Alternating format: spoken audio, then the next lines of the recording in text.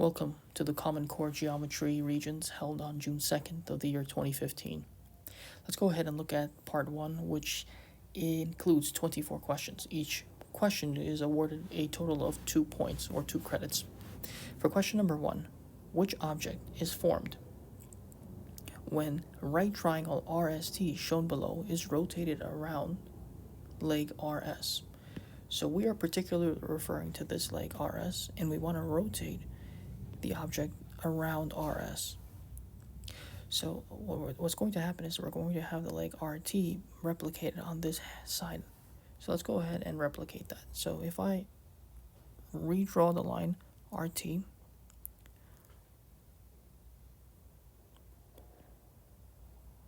like this, let's call this T prime. And I go ahead and I just show the rotation by drawing out this semicircle on the exterior and this dashed semicircle in the interior. We'll see that we're rotating it around leg RS. This shape that is formed, if you look at it very closely, is none other than a cone in geometry. It's classified as a cone. So the answer to this particular question is choice 4. Okay, let's go ahead and look at question number 2. The vertices of triangle JKL have coordinates 5, 1 for J, -2, -3 for K, and -4, 1 for L.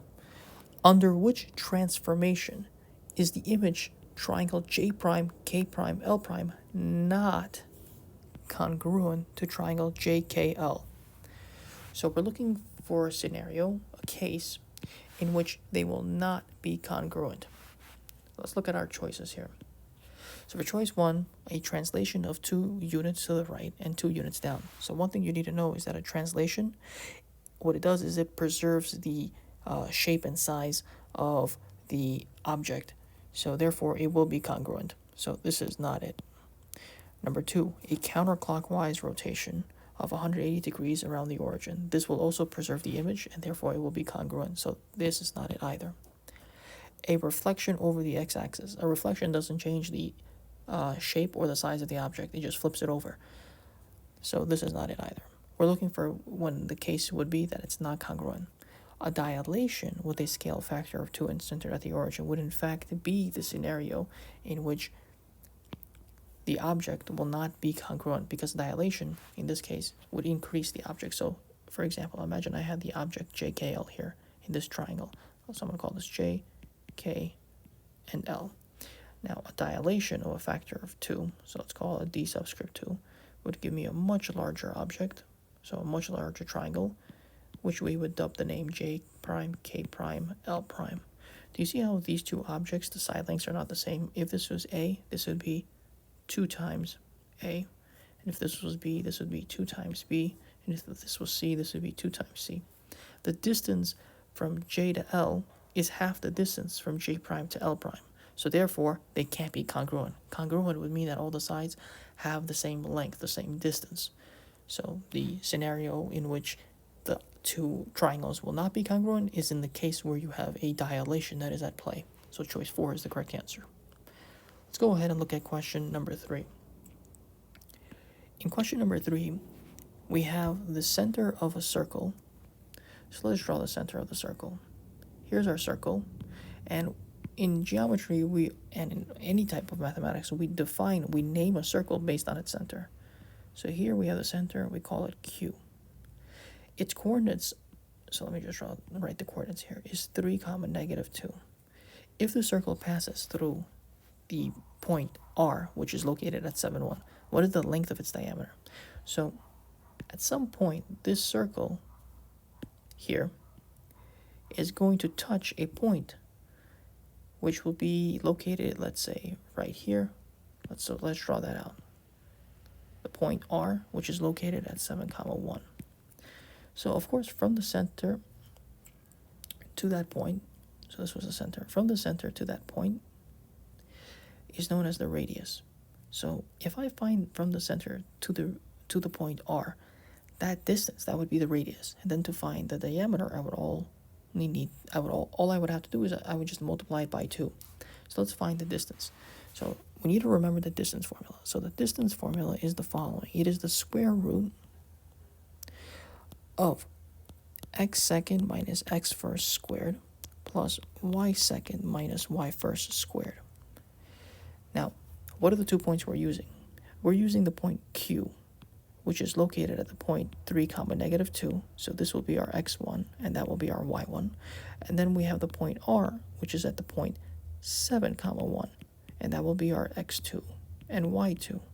So now all we need to do is plug that into the formula. So we have the square root of x2 minus x1. So we have 7 minus 3 squared plus 1 minus negative 2 squared. And if we apply the distance formula appropriately, we see that we get 4 squared plus 3 squared, because a negative and negative make a positive. So now, if we reduce this further, we have 16 plus 9, and that gives us a square root of 25, which is a perfect square, which comes out as just 5. So we've learned that the distance from this juncture to that point R is just 5 units. So in order to find the diameter, which is the full length from one end of the circle to the other end of the circle, which is the longest chord on a circle, that would be just twice the radius. So if the radius is 5, to find the diameter, I would multiply the radius by 2. So 2 times 5 gives me 10. Hence, the diameter is 10, which is choice 3. Okay, let's go ahead and look at question number 4. In the diagram below, congruent figures 1, 2, and 3 are drawn. So we know that they're congruent. That means there will be no dilation that's at play.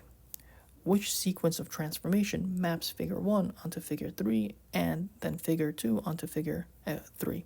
So we want to go from 1 to 2 and then from 2 to 3. Notice in object 1, to go from object 1 to object 2, all I did was just slightly move the object. A motion from left to right or up to down and vice versa is known as a translation. So the first thing that's being at play here is a translation. So every choice that begins with translation is the correct one. So we are now down to 2 choices, choice 3 and choice 4, of which both have the term translation. We just need to figure out which of these 2 is it. So let's see. Now I go from object 2 onto object 3. Notice that the rotation of the object is changed. Instead of A being here on top, it is now on the right-hand side. So we're going from A prime to A double prime. So there must be some sort of rotation that's taking place. So therefore, the choice is choice 4, a translation followed by a rotation. So we can just simply write that from A to A prime, we had a translation. And then from A prime to A double prime, we had a rotation. All right, question number 5. As shown in the diagram below, the angle of elevation, which is this angle right here, from a point on the ground to the top of the tree is 34 degrees. If the point is 20 feet from the base of the tree, so this point here is 20 feet away from the base of this tree, what is the height of this tree? We want to know the height of this tree. So let's go ahead and figure that out. So we know that this is 20 feet. And this value here is x. What is the height of the tree to the nearest tenth of a foot? So we have to recall our trigonometric functions. So what do we have in respect to this angle here? We have the opposite, and then we have the adjacent. The only trigonometric function that involves both the opposite and the adjacent in the equation or in a ratio is the tangent function. So the tangent of 34 degrees is going to equal to the ratio of the opposite, which is x, over the adjacent, which is 20 feet. Okay, now what I'm going to do is I'm going to multiply both sides by 20. So if I multiply this side by 20, and I multiply that side by 20, I can cancel out 20 from here. And thus now I have x is equal to 20 times the tangent of 34 degrees. Now, what you're going to do is you're going to take out your scientific calculator and you're going to plug that in. And you're going to get the answer 13.5. So therefore, choice 3 is the correct answer. Let's go ahead and look at question number 6. Which figure can have the same cross-section as a sphere? In order to answer this question, we have to recall what a sphere is. So a sphere looks like this, looks like a beach ball. So if you've ever been, to the, let's say, to the beach or to, other places where they play, or basketball, right? If you ever play basketball, you are familiar with this shape. So this is a sphere. Now, if I take a cross-section of the sphere, which I'm going to draw in magenta, let's say I did it like this. The cross-section of the sphere in any direction would create what is known as a circle. Now, what we want to do is we want to get a cross-section from one of these multiple choices that would also give us a circle. Now, no matter how I cut part 1, choice 1, I have a rectangular prism. I would not get a circle if I would, let's say, cut it with a plane this way. I would not get a circle. If I would cut it this way, I would not get a circle. So there's no way to get a circle out of choice 1, so this is not it. Here we have a triangular pyramid, so the same thing happens here. No matter how I cut this triangle, there is no way I would get a circle from its cross-section. So that doesn't work. The only one that will work is choice 2. Let me show you why. If I go ahead and take a cross-section from this area right here, look what I have. I have indeed a circle that's being formed. Now, this circle is formed by me taking a plane and cutting it in this direction. If I go ahead and take a plane and cut it through it, you'll have a circle here. And that would be true at any elevation because the base of this cone is a circle. As a matter of fact, if you recall the formula for a cone, you realize that it's 1/3 pi r squared times, obviously, the height. But notice that you have a pi r squared here, which is part of the formula, which is the formula for the area of a circle. So you do have a circle here in this formula. You do not have that in any one of the other figures. So choice 2 is the correct answer. Okay, number 7. A shipping container is in the shape of a right rectangular prism. So let's go ahead and draw that right rectangular prism. So the way we can draw a right rectangular prism is we just draw two rectangles, one adjacent to the other, and then we just connect its vertices. Now, I'm not drawing to perfection, obviously, so I'm not going to have like a perfect right triangular prism, but the idea is the same. So the length, let's call it L here, is 12 feet. The width is 8.5 feet, and the height is 4 feet. Okay, the container is completely filled with contents that weigh on average 0.25 pounds per cubic foot. What is the weight in pounds of the content in the container? Okay, so first of all, let's find the volume of this object. So if we recall, the volume of a rectangular prism is just its length times its width times the height. So the volume here is 12 times 8.5 times 4. Okay, then what do we have? Then we're going to multiply this by 0.25 pounds. So once we figure out what this volume is, so if we take out our handy-dandy calculator, this would be 408. Then I'm going to take 408 and I'm going to multiply it by 0.25. Now, for those of us that recall, 0.25 is just another way of saying 1/4. So this is the same thing as saying 408 times 1/4. And this becomes easy to do because if I multiply directly, I get 408 divided by 4. And to simplify this just becomes 102. So that makes choice 3 the correct answer. Let's go ahead and look at question number 8. Okay, question number 8. In the diagram of circle A, so A is the center of the circle, so we call it circle A. Shown below, chords CD, so this chord right here, and that chord FE intersect at G, and chords CE and FD are drawn. Which statement is not always true? We want to know the statement that will not always be held true. So let's look at our choices. CG is going to be congruent to FG. Well, that's not necessarily going to be true. So right off the bat, I know that answer number 1 is the correct one. But let's go ahead and look at why the other ones are not correct.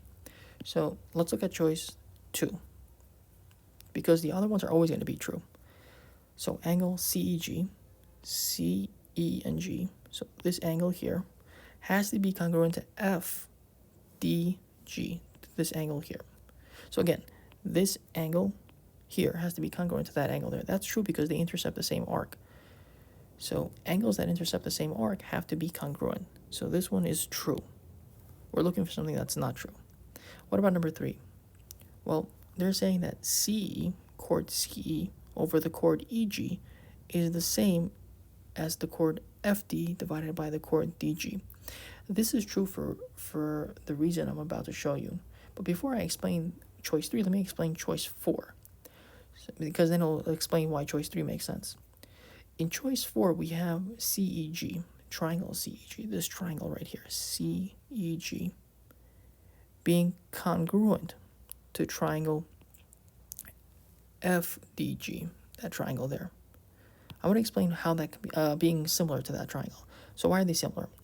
So we know that these must be similar. These two angles, angle E and angle D, must be similar to each other because they intercept the same arc.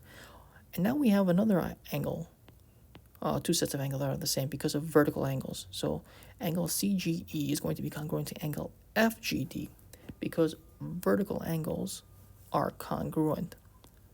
So now that we have two angles, we know that these two triangles must be similar to one another. Not congruent, but similar.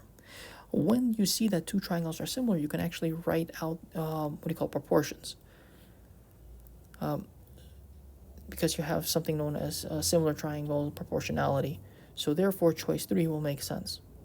So choice 3 will be true in the case when choice 4 is true, when you find that those two are similar. Which is not, and then the question says which one will not always be true is choice 1. It's not always going to be the case. Okay, question number 9. Which equation represents a line that is perpendicular to the line represented by the equation 2x minus y equals 7? Okay, right now, the way we have it here is that it's written in standard form. This is called standard form. Standard form. And our objective is to rewrite this into the y equals mx plus b format. And the reason we want to do that is because we want to find the perpendicular slope.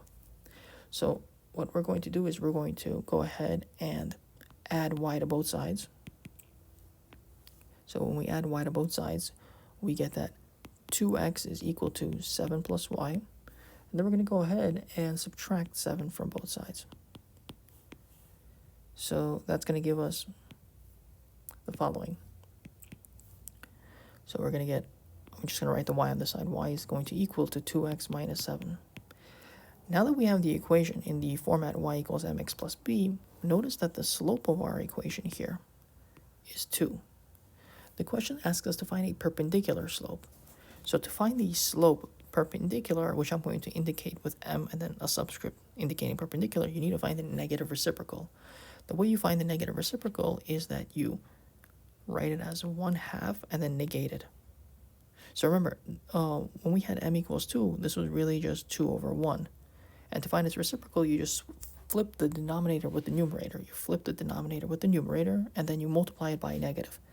So we have a slope of negative 1/2 for our perpendicular. Now we need to find which equation corresponds to that.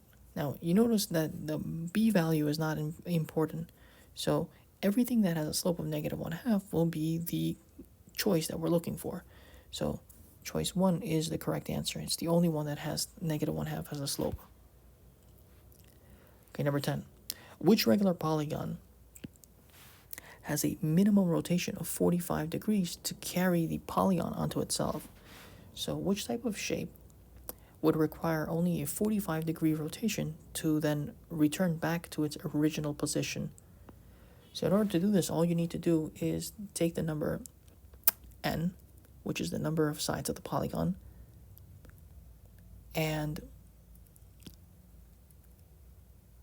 then utilize that number to take the number 360. So 360 is the amount of degrees you have inside a circle. And then you divide that by the number of sides in the polygon. So this is the number of sides. The number of sides of your polygon. of the polygon. So let's look at choice 1. Choice 1 says an octagon. The prefix octa means 8. So we're dealing with an 8 figure here. Deca means 10. Hexa means 6. And penta means 5. So we're going to go ahead and try choice number 1. So we're going to have 360 divided by 8. So if you take out your calculators and do 360 divided by 8, you see quite clearly that actually gives you 45. So 360 degrees divided by 8 sides gives you exactly 45 degrees. So an octagon. So an octagon is an 8-sided figure. So most of you are familiar with the shape of the octagon. So it's like 1, 2, 3. I can try to draw it for you guys. So it's 1, 2, 3, 4, 5, 6, 7. And then obviously you have 8 here. 1, 2, 3, 4, 5, 6, 7, 8. This is somewhat like an octagon. But I guess whatever. Okay, number 11. In the diagram of the triangle ADC below, you are informed that EB is parallel to DC. These two are parallel to each other. And that AE is 9 and ED is 5. And that AB is 9.2. You want to know what the length of AC is, which is the length from A all the way down to C, the whole length, to the nearest tenth of a degree. Okay, so first of all, we need to find what BC is, and then we'll add the length of BC to the length of AB to figure out the total for AC. So remember, the length of AC is just the sum of the lengths of AB plus the lengths of BC. Right now, all that we know is the length of AB, which is 9.2. We don't know the length of BC, which is X. But we do know that EB is parallel to DC, so we can write a proportion. The proportion will be the following, that 9 divided by 5 is going to equal to 9.2 divided by X. So if we do cross multiplication, so we're going to multiply 9 to X like this, and 9.2 to 5 like that. So we're going to get 9 times X is going to equal to 5 times 9.2 divided by 5 times 9.2. Then what we're going to do is divide both sides by 9. So we're going to have the value of X is equal to 5 times 9.2 divided by 9. So what you're going to do right now is you're going to take out your calculators and you're going to plug in that value, and you're going to determine what that value is going to give you. So if you look very carefully on your calculator, you're going to get the 5.1. Now, most of you would say, oh, that probably is the answer, but that is not the answer, because that segment that we just found is the segment that's related to BC. So this is 5.1. We're going to go ahead and now input that into the value. So we have 9.2 plus 5.1. And when we add those together, we get a sum total of 14.3. And that happens to be the length of the segment AC. So choice 3 is the correct answer. That's something you want to be aware of, that all we did was just find the length of BC when we were looking for X. We still need to add it to AB to get a total value for the whole length of AC. Okay, let's go ahead and move on to question number 12. In scaling triangle ABC shown in the diagram below, the measure of angle C is 90 degrees. So this here is a 90-degree angle. And we indicate that by actually drawing a square here, because, you know, a square, all the side angles of a square are 90 degrees. So that's just one way we show that we have a right angle. We want to know which equation will always hold to be true. So in order to do this, let's assign letters to each of the sides. So we'll call this X, the side ACX, the side BCY, and the side ABZ. So let's write all the trigonometric functions that they tell us. Let's look for sine A. So sine A is opposite over adjacent. So what we're going to do is we're going to locate capital A, because we're looking for the sine of A, and that's the opposite over the hypotenuse. Did I say adjacent? I meant hypotenuse. So we have y over z. Then we're going to look for sine B. Sine B, so we're going to locate B, and the sine of B is the opposite over the hypotenuse, which gives us x over z. Okay, then what we're going to do is we're going to find the cosine of A and the cosine of B. So what is the cosine of A? So the cosine of A is the adjacent over the hypotenuse. So that gives us a value of x over z. And the cosine of B is the adjacent here over the hypotenuse, which is y over z. Now let's go ahead and look at what we have. Oh, and then of course, the sine of C and the cosine of C. Now the reason why we never do the sine of C or the cosine of C, look what the sine of C is. The sine of C is the opposite over the hypotenuse. So the sine of C is just z over z, which equals 1. But what about the cosine of C? Well, the cosine of C would be the adjacent over the hypotenuse. But which side for C is the adjacent? So we don't know what cosine of C is. That cannot be determined because it can either be x over z or y over z. So this is not determined. This is not possible. So that side doesn't exist. Now let's look at our multiple choices. So choice 1 says sine A equals sine B. So let's look at sine A. Sine A is y over z, and sine B is x over z. Are those two equal to each other? No. So that's not it. What about choice 2? The cosine of A equals the cosine of B. Does x over z equal y over z? Are those two the same? No. So 1 and 2 are gone. Does the cosine of A equal the sine of C? So the cosine of A is x over z, and the sine of C is just 1. Are those two equal to each other? No. Let's look at choice 4. The sine of A and the cosine of B. Those two both equal to y over z. So therefore, choice 4 is the correct one. Okay, number 13. Quadrilateral ABCD has diagonals AC and BD. Which information is not sufficient to prove that ABCD is a parallelogram? That's what we want to know. What will make it not sufficient? Okay. If I draw the parallelogram here, let's say I have this parallelogram. Let's call it A, B, C, and D. If AC, this angle right, this length right here, bisects BD, then that it should be sufficient for it to be a parallelogram. So that's good. We're looking for when it's not. Okay, what about AB is congruent to CD, and BC is congruent to AD? Yeah, that would prove that it's a parallelogram. Parallelogram has opposite sides are congruent to each other. So that works.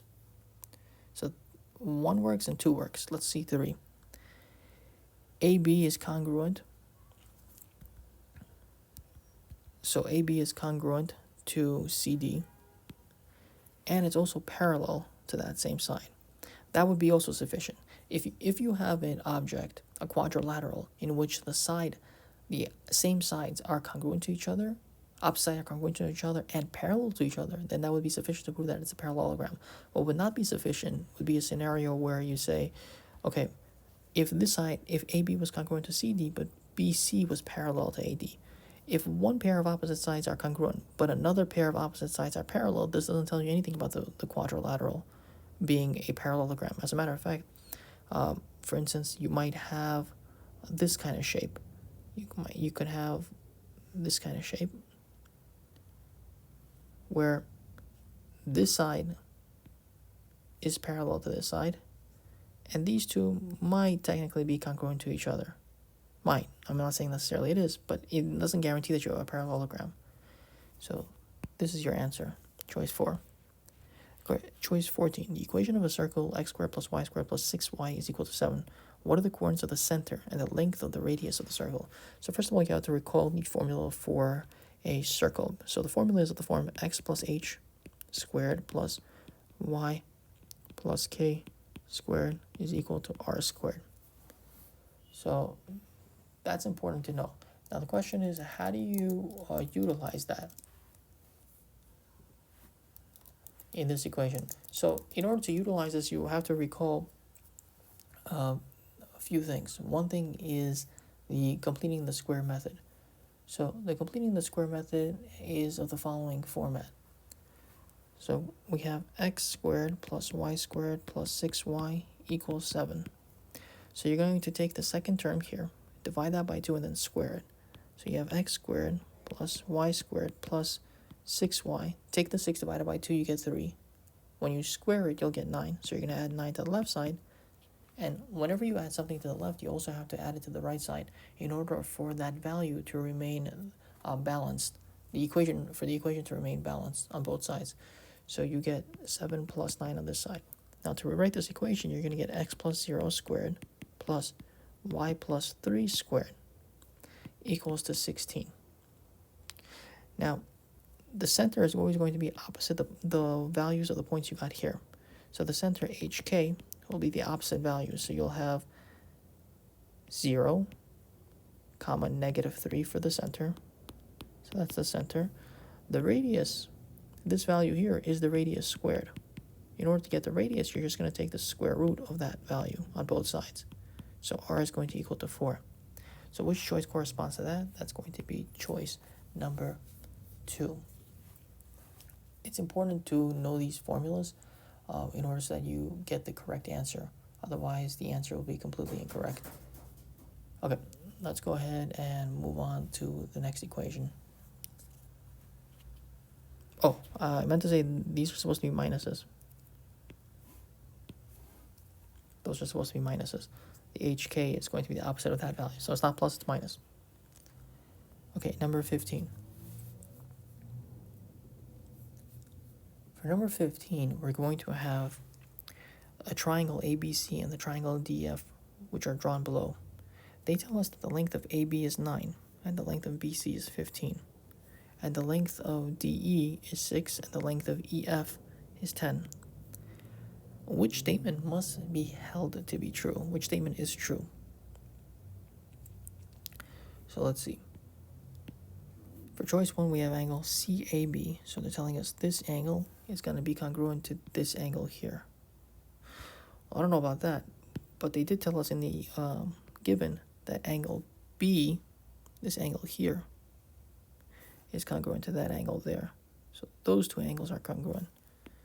So let me just indicate that like this. We don't know this is the right angle, so these two angles in blue are congruent to each other. Now, that doesn't necessarily mean that A is going to be congruent to E. That would only be true if this triangle here was an isosceles triangle. So if this side was 15 and that side was 15, then the base angles of the isosceles triangle would be the same. Then this would be congruent to that as well, because A and B would be congruent to each other. But we are not told about the length of AC, and we are not told that it's an isosceles triangle. So choice 1 is incorrect. Okay, choice 2. We are informed that AB, so AB over CB, so AB is 9, CB is 15. That's going to equal to FE, which is 10, over 6, over DE, which is 6. Now, is that true? If I cross multiply these, I would get that 54 is equal to 150. Now, that's clearly not true. So choice 1 and choice 2 are eliminated. Okay, let's look at choice 3. Now, choice 3 says that these two triangles are similar to each other. Let's see if they're similar to each other. Now, for these two triangles to be similar to each other, you have to have some sort of proportion. So let's see if we can get that proportion out of here. So in magenta, or in red rather, let's see if we can get AB over BC to actually equal DE over EF. So AB over BC is just 9 over 15. But DE over EF would be the reciprocal of question number 2, which would be 6 over 10. Now let's see if we cross multiply that and we get the same value. So when we cross multiply, we do actually get that 90 equals 90. 9 times 10 gives you 90, and 6 times 15 gives you 90.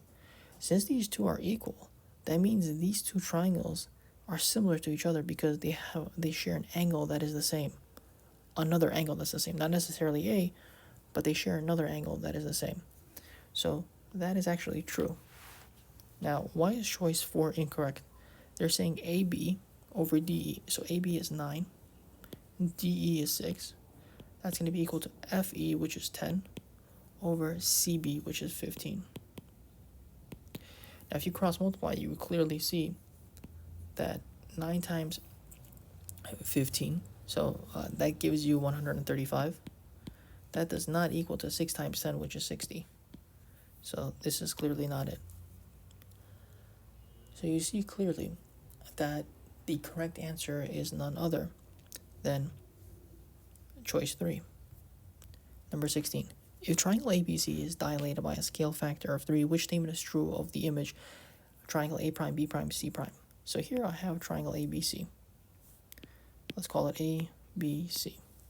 Now I'm going to go ahead and dilate this by a factor of 3. So let's call it D subscript 3. And here's my bigger triangle. So let's call it A prime, B prime, C prime. So if this segment AB was x, then A prime, B prime will be 3x. And the same thing holds true for all the other sides. So this would be 3y, and this would be 3z. Now if you look at the choices, right? Choice 1 says 3 times A prime, B prime. So 3 times this side is going to equal that side. No, that's not true. In fact, it's the other way around. So let's look at choice 2. B prime, C prime is 3 times BC. Yeah, that's exactly what we did. We dilated by a factor of 3. So choice 2 is automatically correct. Now, why is choice 3 and 4 incorrect? Because angles are always going to be the same degree, the same measure. They don't change with dilation. They remain the same. Dilation still preserves the fact that two triangles are similar to each other. It doesn't preserve their congruency. They're no longer with the same lengths, but their angles must be the same. Number 17. Steve drew line segments ABCD. EFG, BF, and CF are as shown in the diagram below. Scaling triangle BFC is formed. So BFC is the scaling triangle. That means none of the sides are congruent to each other. They're all different sides, different angles. Not different angles, different measured lengths for the sides. Which statement will always allow Steve to prove that ABCD is parallel to EFG? So which will prove that ABCD is parallel to EFG. By the way, yeah, all the sides here in this triangle are different and all the angles must be different. So what's going to prove it? So let's look at choice 1. CFG, so this angle here is going to be congruent to FCB, to this angle here. Yes, that actually is going to be true. If you know that this angle is congruent to this angle, then ABCD has to be parallel to EFG. Why is that? You can only have ulterior angles congruent to each other if you have two parallel lines that are cut by a transversal. So this is a transversal, a line that cuts the line segment ABCD and EFG. So if this line here, CF, this transversal line, cuts two lines that are parallel to each other, then these two angles must be congruent to each other. So if they are congruent to each other, then you have two parallel lines. Okay, so it's because alternate interior angles. So let's go back to this one. Alternate interior angles are formed when you have a transversal line cut two parallel lines. That's always going to be the case. Okay, let's look at question number 18. In the diagram below, CD, which is this segment here, is the image of AB after dilation of scale factor K with the center at E. Which ratio is equal to the scale factor K after dilation? So if I really wanted to know it, I'll just take distance of EC and I divide it by the total distance of EA, which makes choice 1 the correct answer. Okay, number 19. A gallon of paint will cover approximately 450 square feet. An artist wants to paint all the outside surfaces of a cube measuring 12 feet on its edge. what is the least number of gallons of paint he must buy to paint the cube? Okay, so first of all, here's a cube. We just draw one square adjacent to another, and then connect the vertices. So here's the cube. So it's 12 by 12. Cube has all sides that are the same. We are using the formula known as the surface area because he is painting the outside surfaces. The key word here was outside surfaces of a cube. So the formula for the surface of an area, so a cube is a six-sided figure. It's three-dimensional, so it's six-sided. So here's 6, and we're multiplying it by the area of one side. So the area of a square is just s squared, one of its sides multiplied to its other side, or s squared since all the sides are the same. So let's go ahead and figure that out. So that's 6 times 12 squared. So that gives us 6 times 144. And gallons of paint will cover approximately 450 square feet. So now we want to multiply this, and then we want to divide that number by 450. So we want to take the surface area and we want to divide it by 450 and determine at least how many gallons we will need. So this will roughly be around 1.9. So we can equate that to 2. So that makes choice 2 the correct answer. You can take out your calculator and work this out. Okay, number 20. In circle O, which is the center of the circle shown below, diameter AC is perpendicular to CD. So we have a right angle being formed here at the point C. And chords AB, BC, AE, and CE are drawn. Which statement is not always true? So let's look at what we have here. Angle ACB, this angle here, is going to be congruent to BCD. Right off the bat, this is the one that's never going to be true. So choice 1 is the correct answer. But let's now go ahead and look at the other choices. So we're going to use a different color. So choice 2 says angle ABC, this angle here, is going to be congruent to ACD, to that angle there. Yes, we are told from the given that this is a 90-degree angle because we heard that it's perpendicular.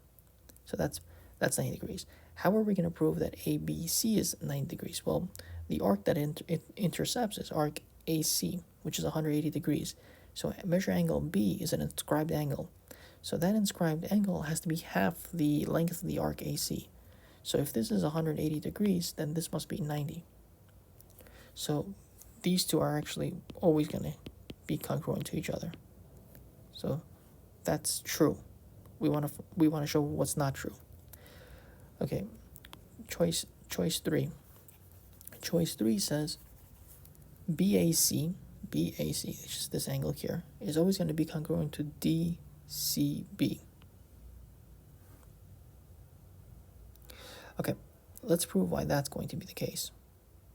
Okay, do you see how both of those intercept the same arc? They intercept the arc BC. Because they intercept the arc BC, so let's show like this. This here intercepts the arc BC, so it's going to be half the arc BC. Then BAC also intercepts that arc. So this angle here has to be half that arc. So since they intercept the same arc, they'll also have the same angle. Just for the same reason, question number 2 was correct. So choice 3 is correct. What about choice 4? For choice 4, we have the following. CBA, this angle here, is going to be congruent to AEC. Well, let's see. So ABC intercepts the arc AC, which means that this is 90 degrees. AEC intercepts the arc AC, which is 180 degrees, which means that this must be 90 degrees. So since they're both 90 degrees, for the same reason, choice 2 is correct, choice 4 is correct. They intercept an arc that is 180 degrees, so the inscribed arc has to be half the arc. The inscribed angle has to be half the arc. So they're both 90 degrees. That's why choice 1 is the correct 1, which means choice 1 will not always be true. There are cases where it might be true, but in this scenario, it's not always necessarily true.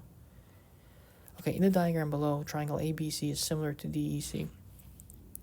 AC is 12, DC is 7, DE is 5.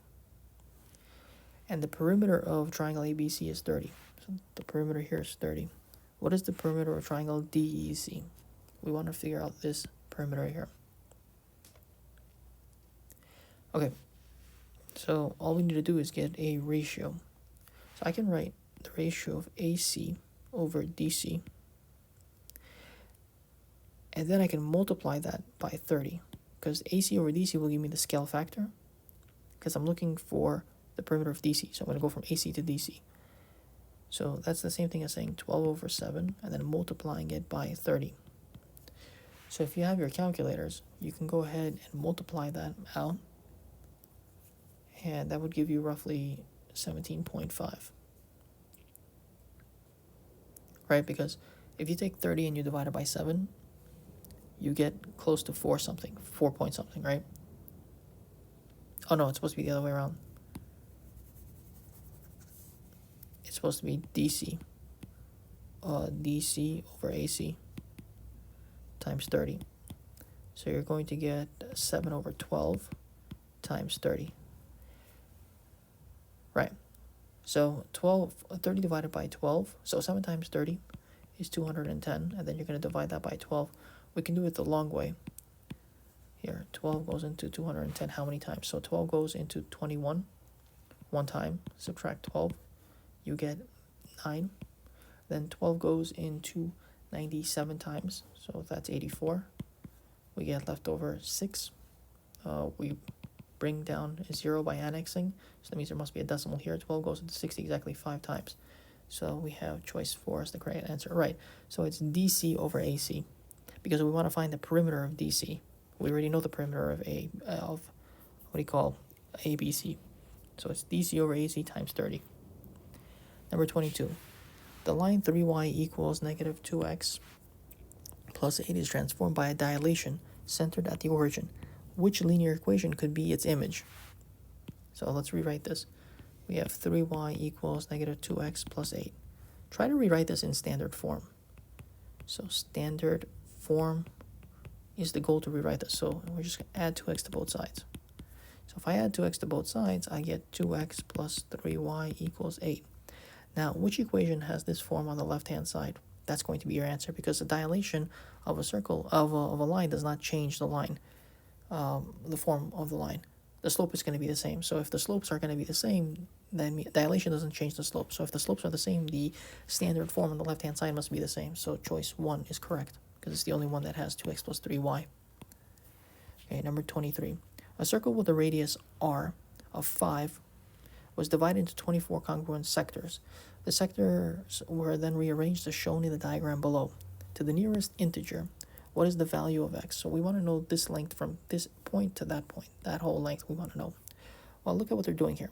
They're taking the circumference of a circle. Here's a circle, right? Here's the circumference of the circle. They're taking the circumference of the circle. So the circumference is equal to 2 pi r, right? Or twice the diameter times pi. Twice the radius times pi. So we know that the radius is 5. So we have 2 times pi times 5. So the circumference is 10 pi. Now what they're doing is they're cutting the circumference in half.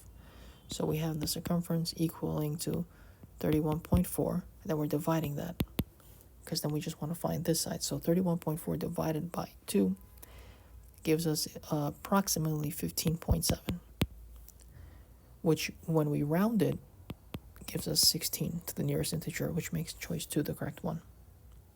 Okay, question number 24. Which statement is sufficient evidence that triangle DEF is congruent to ABC? Okay. AB is equal to DE, so they're saying AB is equal to DE, and that BC is going to be congruent to EF.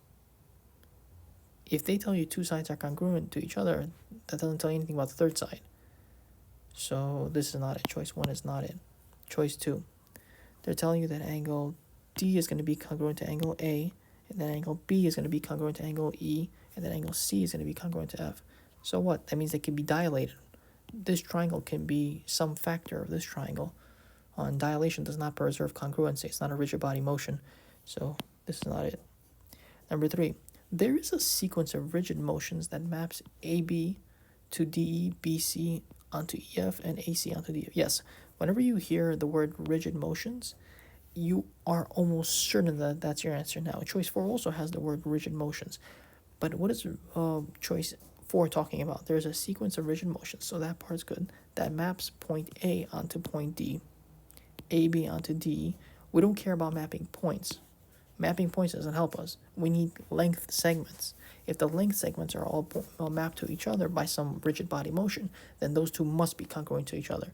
So therefore, choice 3 is the correct answer. Nothing else makes